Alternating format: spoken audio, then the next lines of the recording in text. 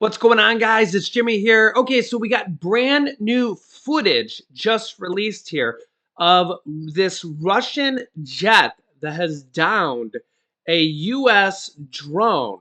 And officials are asking, was this a declaration of war and or a moment of, well, you guys can let me know your thoughts here. Let me show you the footage here, and then we will discuss this here. Was this an act of war of what Russia did to us by downing one of our military drones? Take a look at this, and then we'll discuss this.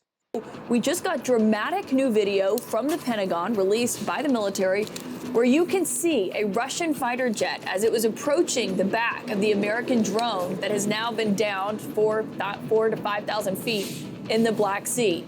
In this video that has just been released moments ago, you can see where this Russian fighter jet is going up to this American drone. It is dumping fuel on it. That is what you're seeing in the video as it's approaching here. Then the jet goes away, it comes back, it dumps more fuel, and then it hits the American drone. It clipped the drone, one of the Russian fighter jets did. That is when you see the color bars there. Ultimately, of course, this is what led up to the downing of this drone. We have been following all week since this happened. This interaction that happened on Tuesday, we are told lasted for over half an hour. Now, of course, that U.S. drone was forced to be downed in the Black Sea. General Milley, the chairman of the Joint Chiefs of Staff, says it's about 4,000 to 5,000 feet beneath the water. The Russians are actively trying to retrieve it right now amid questions about what they could glean from it if they do. CNN's Natasha Bertrand is live at the Pentagon with more. Natasha, I mean, just watching this video is amazing in and of itself to see these two Russian fighter jets come up to this American drone, this Reaper drone, dump fuel on it, clip it, that has led to this dramatic escalation.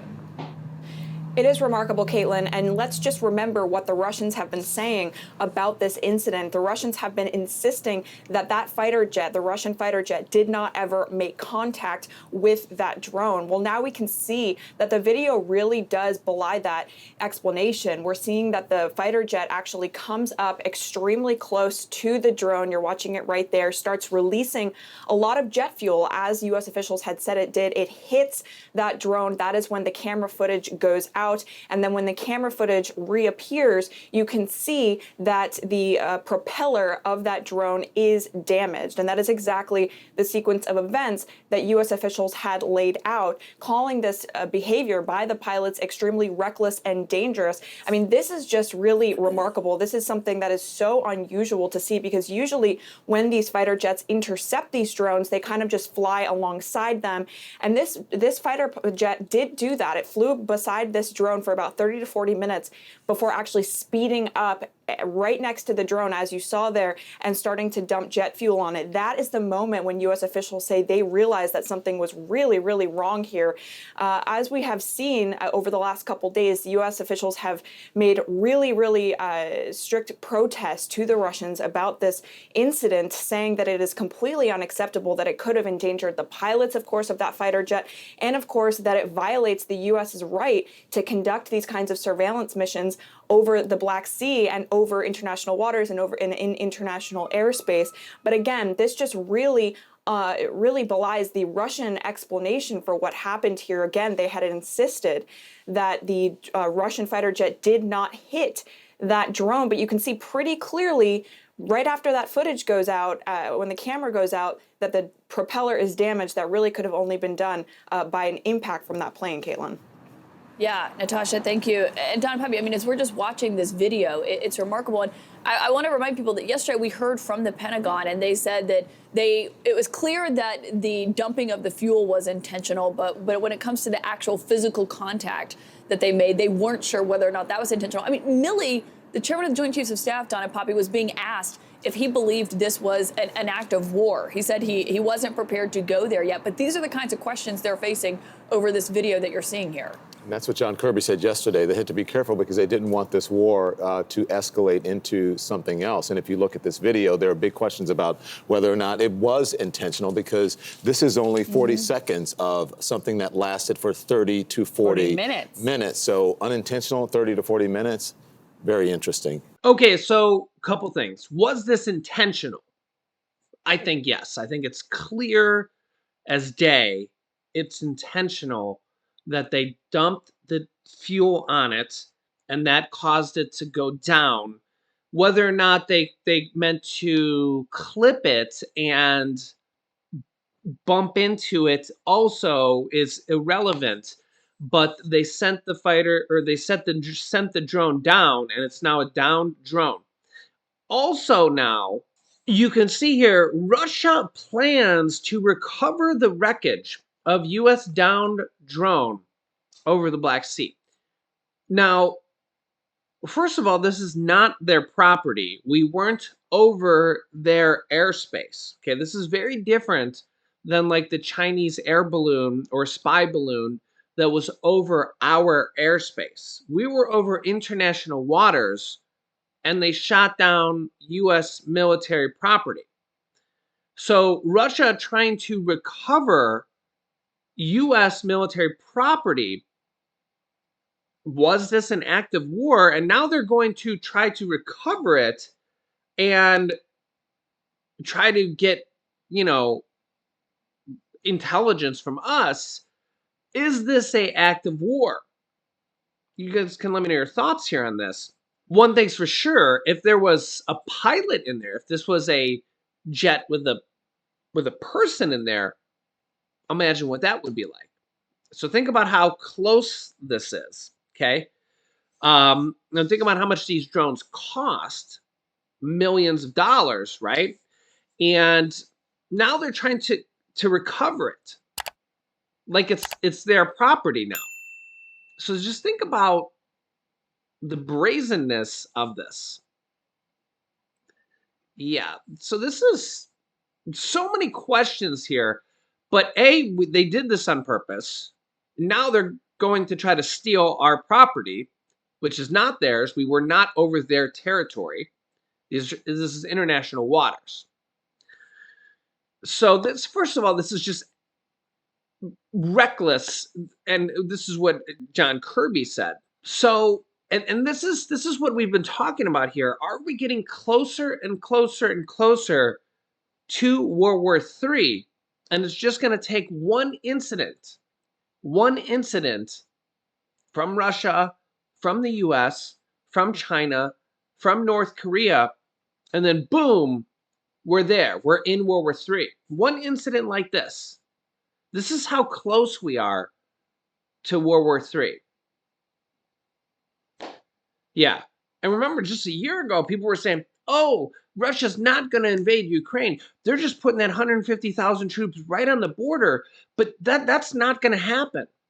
And I, just being a realist, I was thinking, well, why do you think they're putting 150,000 troops on the border?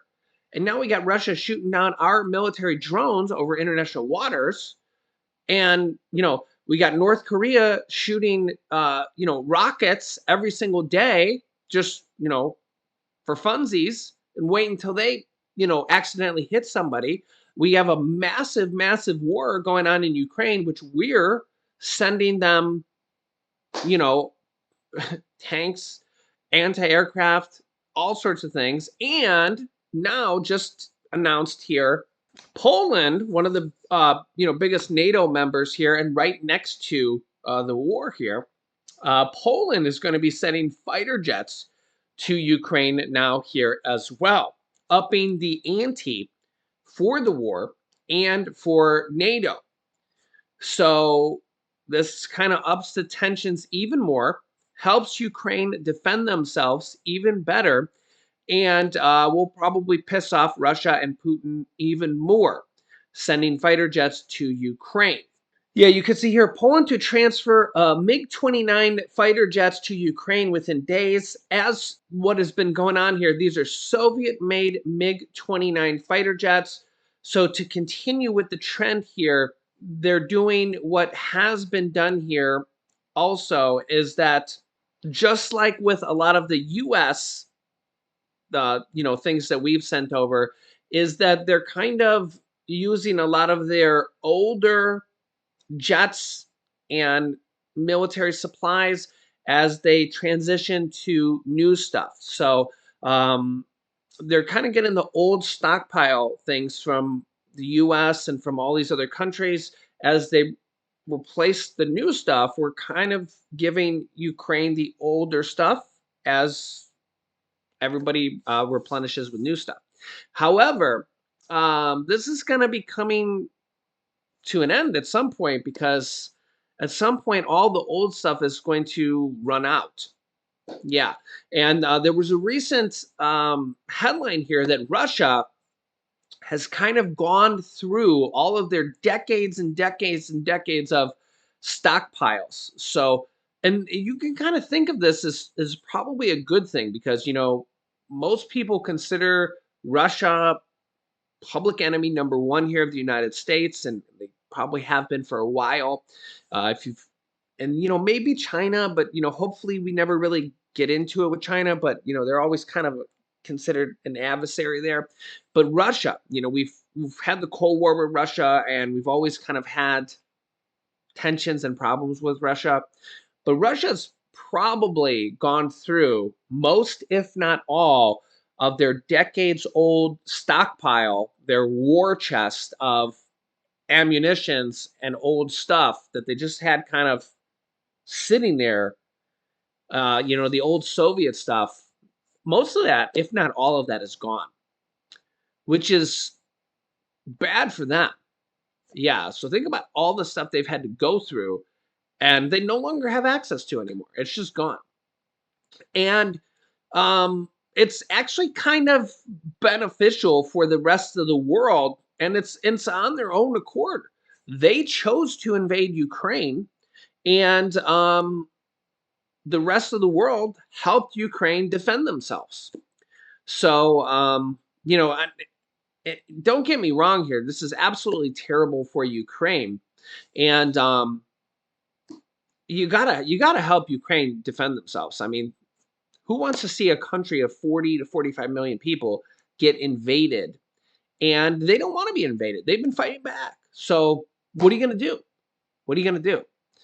The problem is that at this point there's no end in sight for the war, and there's no treaty, there's no compromise at this point, because Putin doesn't want to give up. He wants to take over thousands of miles of land, and until he does, he's not going to give up.